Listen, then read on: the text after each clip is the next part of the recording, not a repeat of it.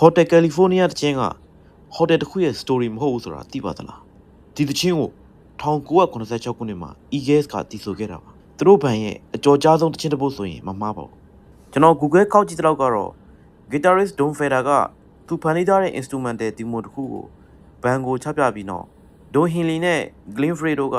lyrics ကိုဖြည့်ဆွတ်ရေးသားခဲ့တယ်လို့သိရပါတယ်သူတို့က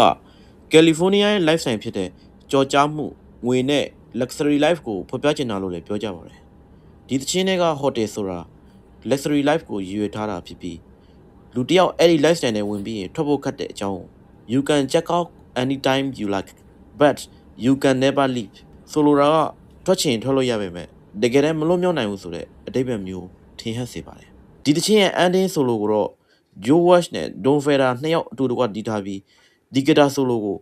rock history တွေထဲကအကောင်းဆုံး solo တွေထဲကတစ်ခုလို့သတ်မှတ်ကြပါတယ်ဒါကြောင့် Hotel California ကတချင်းတစ်ပုတ်တက်မဟုတ်ပဲနောက်ွယ်မှာအဓိပ္ပာယ်တွေအများကြီးရှိနေတဲ့ story တစ်ခုလို့ခေါ်ကြတာပါဒီလို music history video တွေကြည့်ချင် follow လုပ်ထားပါနော်